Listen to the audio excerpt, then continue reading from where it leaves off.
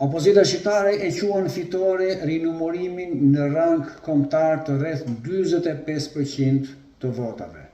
Por çfarë do të fitojë?